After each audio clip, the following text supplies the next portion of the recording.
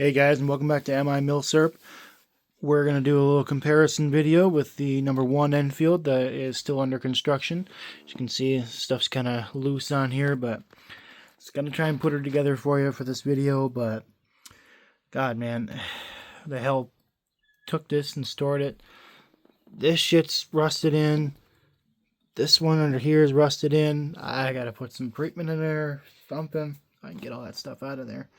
And then, of course, the front sight, or the rear sight is all clogged up as well. And we knew that one going in. But this is the No.1 Enfield. This one, we got a nice close look here. You've seen her before. It's the ShtLE, so short Lee Enfield. No.3 star, or No.1 Mk3 star. It's in pretty good condition. I just took a look at the bore while I was working on it, and God, it's beautiful. I couldn't have asked for a better bore on this guy, but you can see I got that front sight on there ready. This guy slides in there, slides underneath this, and that should be easy. All I got to do is kind of match them up, and then I sandwich it together. No big deal, because this is also rusted through. So what I'm going to have to do here is probably get some more parts, or start putting this together a little different. This snaps on, so I could have that on at any time, but it just sits in the way, so we'll keep her off of there for now. And then it just slides right on. But then you got the rear sight protector, which I have off to the side here, along with other parts. Got her in a bag. See, the screw for that goes into there, and it sits right there. I'll kind of show that off. The rear sight protector sits back there. It kind of protects the rear sight. But back here, we got the bolt, and it's kind of a little more clunkier than the No.4 bolt, but its release is just a little latch right here. It kind of holds it down, and it clicks right out. You can see her down there. Click her in like that. Close. This was never meant to be, removable magazine, even though they're easy to remove.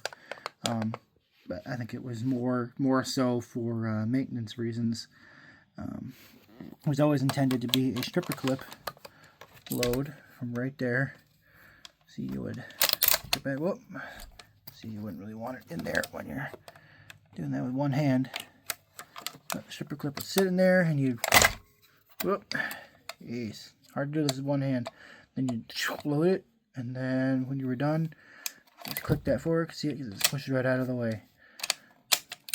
Lock it in. Of course, you don't pull the trigger while you're doing it. Since this is a cock on close, I'm not worried about it. But you can see sort of the idea of where those are going to go. Once it's finally finished, it's going to be one long wood rifle all the way to the end there. And she'll finally look like a No.1 Mk3. But this is the one I don't think you've seen yet on the channel, not at least in a while. This guy is No.4 Enfield. We'll show off where it says that and everything. This is actually my Canadian long branch Enfield. Yeah, the stock is a different color. We're trying to blend it in. This was stark white when I got it, so basically into white. So we're trying to blend it in. I'm taking sort of a not corrosive, but a stripper almost to this wood, and it actually brought back the wood grain because this was all black at one point. Kind of see that wood grain coming back. The only one that's being finicky is up here, but this is all long branch wood. Every single one of these parts is long branch on here. I made sure to make it 100% accurate. The only other thing that's different on this, and we'll show her off where they say right here, No.4 Mk1. See that FTR? That is the physically, so it's the F in the parentheses, and then FTR is factory thorough repair. So this is a World War II rifle that was repaired post World War II, given a new serial number, as you can see underneath the long branch.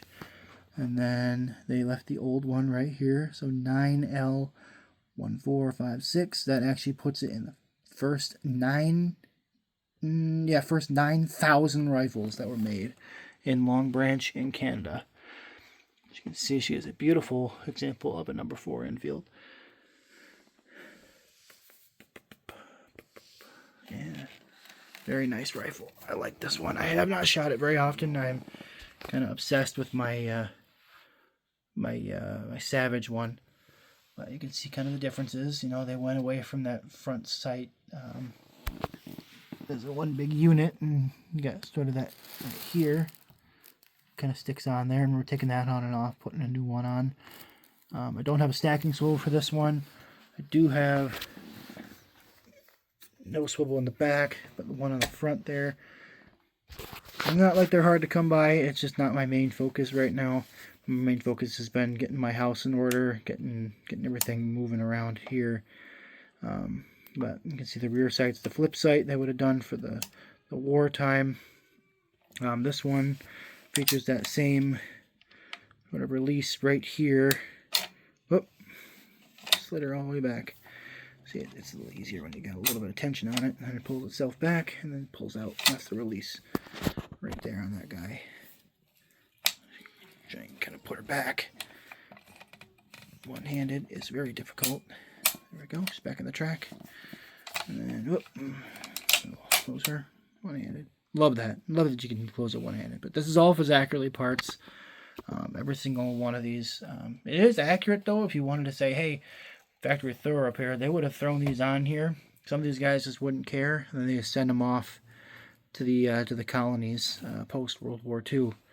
So this guy served World War II and post-World War II, repaired and pretty much not used after World War II. Not that you could really think of, because at that point they were kind of moving into the FAL, getting away from all these. But yeah, we'll take one more quick look at all that. This is 303 British in here. These are Greek rounds. You can't really tell, but they do have that green seal around them, around the mark. But yeah, these are military, and I have them in the right stacking order so that you won't get a rim lock. Everything will kind of settle right where it's supposed to go. These are 10-round clips, or 10-round magazines, and you can see how many are on here. 1, 2, 3, 4, 5. Yep, you need to put 2 in at a time. So you fill one up, fill another one up, and then you're all set, ready to go. That was how they would fight. You'd get 10 rounds. That actually beat out everybody else who had 8 rounds, 6 rounds. Yeah, you couldn't beat the capacity of the Lee Enfield. That was one thing they had going for themselves, and the fact that you could do a Madman on them. But yeah, this is the World War I rifle. This is a World War II rifle, started post World War II, and you can get a nice, good look at them. I wish I could have had this done for you, but I couldn't. I have to get a lot of that stuff unsealed and taken apart. I gotta get it's ridiculous what some people did to their rifles in the past, but that's what we're dealing with these days, guys. Oh well. But thanks for sticking around for the whole video. I'm just putting out a quick one, just to get something in for the holidays here, because we're staying home since it's raining like crazy outside, and we're just getting ready for the Easter stuff.